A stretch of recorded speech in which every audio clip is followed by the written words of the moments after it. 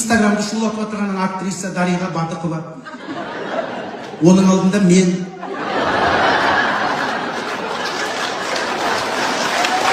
Әр сөздің салмағы. Концерттен кейінгі түн тыныш емес еді. Әлеуметтік желі мазасыз, пікірлер тоқтамайды. Біреулер. Қабатов ашық мойындады. Жоқ, тағы да айналдырып кетті. Нағыз актер. Ал бір қоғам белсендісі тіпті пост жазды. Тоқал алу әркімнің таңдауы. Бірақ халық алдында жүрген адам ашық болуы керек. Осындай пікірлер ағын ішінде Тұрсынбек шетте тыныш отыр еді. Ол үйінің қонақ бөлмесінде жалғыз, телефонды өшіріп, терезеден түнгі қаланы қарап отыр. Сыртта жел соғып, көшелерде сирек машиналар өтіп жатыр. Ал оның ішкі әлемінде де соған ұқсас жел тұрды, мазасыз, бірде күшейіп, бірде бәсеңдеп. Ол өзіне сұрады. Мен не істедім? Мен дұрыс айттым ба? Әлде нақты айтуым керек пе? Өмір бойы халықты күлдірген, жағдайды жеңіл қабылдайтын адам өзін бірінші рет әлсіз сезінгендей болды. Балалармен кездесу. Келесі күні Тұрсынбек балаларына барды. Оларды көргенде жүзі бірден жұмсарып кетті. Әсіресе қыздары жүгіріп келіп, мойнына асылғанда ішіндегі барлық ауырлық бір сәтке сейілді. Кішкентай қызы. Папа, неге адамдар сен туралы көп айтады? Ол кідіріп қалды. Шындықты айтуда қиын, өтірік айтуда қиын. Ол жымиып. Папаңды бәрі жақсы көреді ғой. Сол үшін көп айтады. Қызы сенді, күліп жүгіріп кетті. Ал Тұрсынбек өзіне тағы ой салды. Міне, менің шын өмірім осы балалар. Қалғаны бос әңгіме. Бірақ жұрттың әңгімесі бәрібір тоқтамайтынын жақсы білетін. Мөлдірдің шынайы әңгімесі. Осы уақытта Мөлдір фильмнің пресс-конференциясында отыр еді. Журналистердің бірі тікелей сұрақ қойды. Тұрсынбек мырза сахнада екінші әйелі жайлы қалжыңдап, нақты жауап бермеді. Бұл сізді ренжітпей ме? Мөлдір сәл кідірді. Жауабы дайын сияқты, бірақ айтуға асықпады.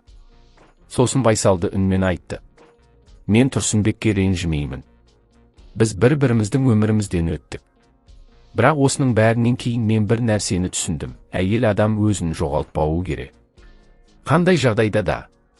Сондықтан мен қазір өз жолымды таптым. Ол не айтса да бұл менің өміріме әсер етпейді. Журналистер тынышталып қалды. Бұл нақты жауап еді. Салқында емес, ашыда емес. Таза шындық. Және Тұрсынбектің жан дүниесіне жететін сөздер. Халықтың реакциясы күшейе береді. Тұрсынбектің видеосы әлі де трендте тұр. Комментарийлер мыңдап жиналып жатыр. Кім болса да, өмір өзінікі. Ел алдында жүрген соң таза болу керек еді. Саған да тоқал алуға бола ма?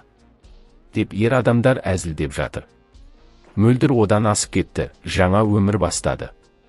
Халық екіге бөлінген. Көпшілік Тұрсынбектің концертте айтқан сөздерін қайта-қайта талдап, әр сөйлемнен астар іздеп жүр. Бір блогер тіпті видео түсірді. Міне, мына жерде оның көзі төмен түсті. Бұл адамның жасырын нәрсесі бар деген белгі. Халықтың қиялы тоқтамайды. Ал бұл қиял Тұрсынбектің ойынан да күшті. Сахна артындағы шындық. Келесі концертке дайындық жүріп жатқанда бір жас комик Тұрсынбекке келді. Аға, сіздің орныңызда болсам, бәрін нақты айтатын едім. Тұрсынбек жымиып. Жассың ғой. Өмірдің бір күні күлкі, бір күні шындық. Халық әзілімді сүйсе, мен жалғастырамын. Ал жеке өмір ол жеке қалады. Әр түрлі сөздер мені анықтамайды. Жас комик таңдана сұрады. Онда неге мойындағандай сөйледіңіз? Тұрсынбек иығын көтеріп. Пікір көп болған сайын мен де әзілді көбейтем. Ал шындықты білуге міндеттемес ешкім. Менің өмірім сахна. Ал сахна әркім өзінше түсінетін айна. Бұл сөз жас комиктің есінде ұзақ қалып қойды. Мөлдірдің түнгі ойы. Сол түні Мөлдір үйінде жалғыз отырып, фильмінің алғашқы көрсетілімі туралы пікірлерді оқып отырды. Жылы пікір көп. Халық оның еңбегін көріп, бағалап жатыр. Бірақ желіде бір сұрақ үзілмейді. Мөлдір, сіз Тұрсынбекке ораласыз ба? Ол жымиып қойды да, ноутбукты жапты. Терезеге қарап терең тыныс алды. Мен адамдарға міндетті түрде біреуге байланысқан образда көрінуім керек емес. Мен өзімде толықпын. Кеудесінде жеңілдік пайда болды. Фильм оның өмірін қайта бастауына себеп болған еді. Түнгі қала және екі тағдыр. Сол түні қала тыныш. Жарықтар жыпылықтап, жел баяу есіп тұр. Ал екі адам бір-бірінен бөлек, бірақ бір оқиғаның ішінде жүрген, екеуі де терезеден сыртқа қарап отыр. Тұрсынбек, менің айтқаным дұрыс па? Мөлдір, мен өз жолымды таптым ба? Екеуі бір-біріне хабар жазбады. Екеуі бір-бірін кінәламады. Екеуі де өз тағдырының жаңа тарауын ашып жатқан. Халықтың шешімі. Бірнеше күннен кейін бір журналист үлкен материал жазды. Бұл оқиғада нақты шындық жоқ. Тек екі адамның екі түрлі жолы бар. Бірі халықты күлдіріп, өмірін әзілмен жеңілдететін адам.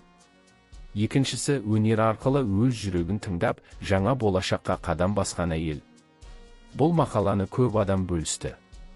Ал ең соңында жазылған сөйлем елдің есінде қалды. Тоқалы бар ма, жоқ па, бұл Тұрсынбектің өз шындығы. Ал Мөлдірдің өмірі жаңа парақтан басталды. Тұрсынбек келесі концертіне дайындық жасап жатып, өз-өзіне сыбырлап айтты. Өмір тоқтамайтын сахна. Әзіл, менің қалқаным. Ал шындық, әркімнің жүрегінде. Ал Мөлдір премьерадан кейінгі бос залда жалғыз қалып, экранға қарап тұрды. Экранда оның фильміндегі соңғы кадр тұрды. Әйел тауға қарап, жаңа жолға қадам басып барады. Мөлдір жай ғана айтты. Мен де бара жатырмын. Сол сәтте бәрі түсінікті болды. Шындықты халық шешпейді, уақыт шешеді.